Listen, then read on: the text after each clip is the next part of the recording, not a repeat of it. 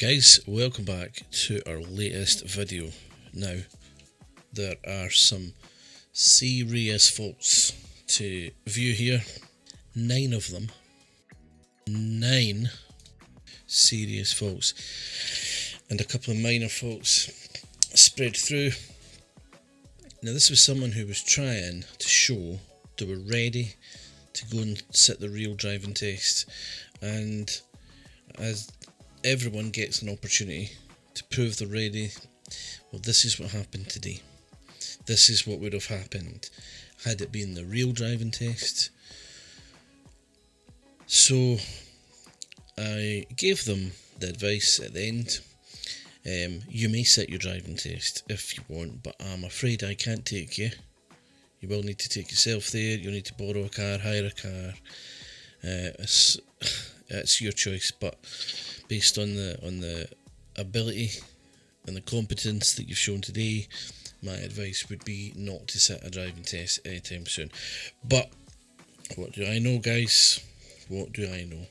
Right, can we jump right into the first fault? They've done a normal stop on the left. They were waiting for a wee while. They found a gap. They've moved off, but they did not check over their shoulder. So moving off safely, blind spot missed. Now we'll just skip along the road a little bit here. It's not far until the next fault. So we're coming to a mini roundabout. Now the learner misses an opportunity or two. Now have a look here. It's not clear to go yet, but it's moving up ahead. They have a chance to enter the roundabout now, but they don't. So there's one missed opportunity. The learner car in white decides, well, if you're not going, I'll go. Here's another opportunity missed. We should be moving. This other car decides to go. So, serious fault there for hesitation.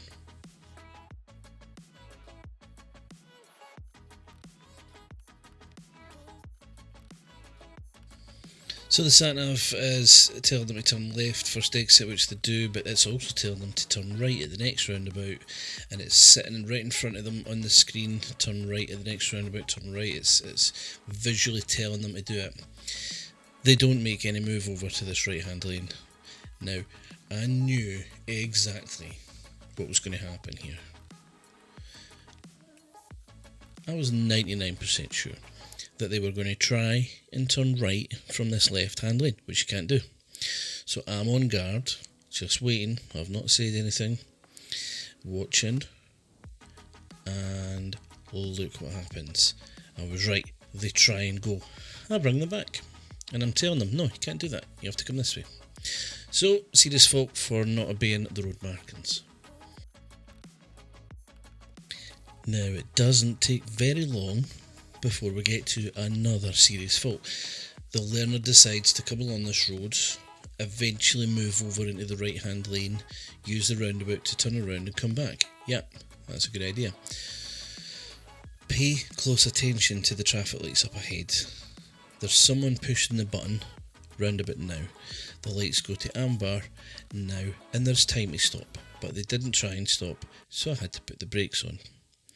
Amber light means stop if you can before the line. They could, they didn't try, therefore they got marked down as a serious fault. I had to tell them to get moving off again. When the amber light was flashing, they thought they had to wait on green, which you don't. So they go round the roundabout, and they're coming back along this road.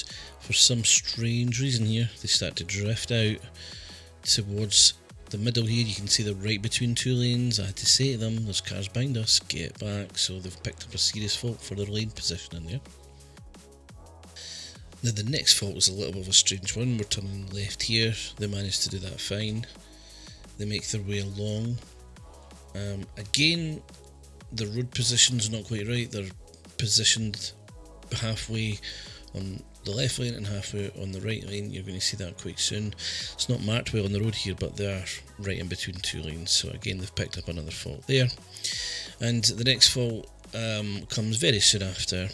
There's a stationary car up ahead sitting at the traffic lights. Now the learner's trying very hard not to put a signal on because they know there's a car park on the right. Yeah, great, but also watch, because look at this, look at the speed, 20 miles an hour, racing up behind a car. I had to put the brakes on. Another serious fault. Going to fast forward the footage here. There's a little bit of driving where everything's actually fine. No faults recorded here. They're up along Eastport, still following a sat-nav, and I guided them a little bit here because the sat-nav doesn't make a lot of sense at this bit. Now this is the next fault coming along the road.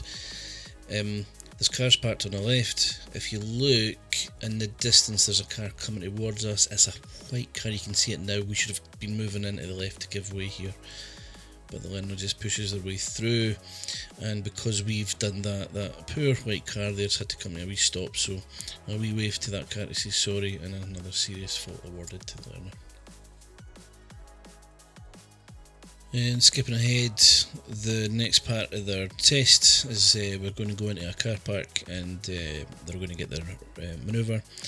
Here we move out to pass the parked cars, okay, but once we get past these parked cars we should be returning back to the left hand lane. They don't. They stay driving on the wrong side of the road. Another serious fault. Now we go into the car park, we turn left here, and the instruction was to find a bay, any bay, either on the left or the right, to drive forward into. So the learner takes their time, they have a nice little setup to this manoeuvre, and then eventually they get themselves into the bay. Now in the car that we use, we can push the button and we can have a look down from the top to see exactly where your car is, in or out with the four wheels. Now I never took a picture of this, wish I did to show you, but I didn't. The front of the car was out, so we had went too far forward, so you probably would not be able to see this from this camera view. So what I says to the learner was, are you happy? If you're happy, stick it into park, in which case you'd be assessed on not having it inside the bay correctly, or if you're not happy, make some changes, one or the other. And nothing happens. So 20 seconds the car's been sat there, the learner's looking at the screen, and about this time I sort of remind them and prompt them, look, we don't have a lot of time here, we're against the clock, can you decide if you want to make some changes here or if you want to secure the car? And the response was, I'm thinking. So the clock ticks on and on and on, and as I say, it was a mock test. I had to get back, I had to do the feedback briefing at the end. Eventually I had to step in and say, do you know what, you've had enough time to make a decision. It was fairly obvious on the screen what you needed to do. You've not done anything about it, so it's been marked as a serious fault for not making any changes. I mean, look at that, the clock's still running here.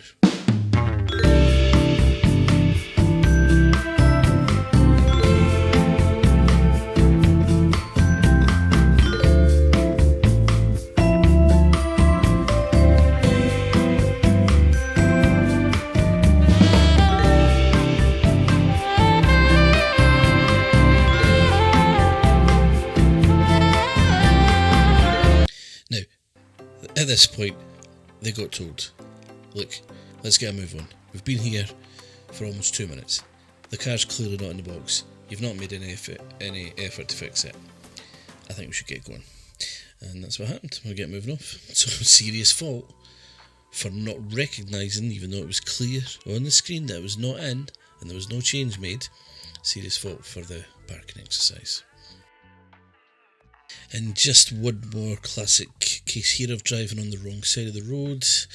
A little bit of a nudge, get back over, thank you very much. Here's another wee fault for you. Let's call it a minor because no one else around it. So guys, 9 serious faults, 2 minors.